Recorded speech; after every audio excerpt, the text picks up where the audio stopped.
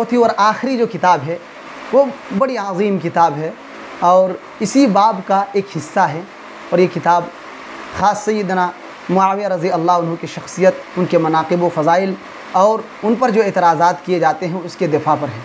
ये किताब असलन जो हमने अभी 2 किताबें ज़िक्र की है, मकाम सहाबा, अदालत सहाबा, और एक तीसरी और किताब है शेख हफ़िज़हुल्लाह की खुतबा गदीर खुम।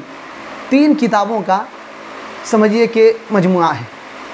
उनके बाज़ मबाहिस को जिसका ताल्लुक़ सैयदना मुआविया रज़ी अल्लाह अन्हु से था इस किताब में शामिल कर दिया है। कोई नई चीज़ बाहर से उतनी लाई नहीं गई है, उन्हीं चीज़ों को, उन किताबों के मज़ामीन को और मबाहिस को जिसका ताल्लुक़ सैयदना मुआविया रज़ी अल्लाह अन्हु से था इसमें शामिल कर दिया गया है। ये किताब मुख्तसर है, जामे है और बड़ी उम्दा इस एतबार से है कि ज़ैली अनावीन कई एक हैं। मुख्तसर एक सफ़ात में कई एक अनावीन कायम किए हैं और उसके तहत एक मसला ज़िक्र किए हैं, एक नुक्ता ज़िक्र किए हैं, मुख्तसर ज़िक्र किए हैं। लेकिन हमने शुरू में ज़िक्र किया था कि शेख हफ़िज़हुल्लाह जो हैं इनकी तमाम किताबों की और ख़ास करके इस किताब की भी जो खूबी है वो खूबी ये है कि वो मुहक़्क़िक़ आदमी है, इसलिए मालूमात को बड़ी दिक्कत नज़री के साथ और मुहक़्क़क़ अंदाज़ में ज़िक्र करते हैं। जो बातें दुरुस्त होती हैं, सही होती हैं, सनदों से साबित होती हैं, सही सनदों से, उन्हीं मालूमात को ज़िक्र करने की कोशिश करती हैं। तो सेहत का भी ख्याल रखते हैं और दिक्कत नज़री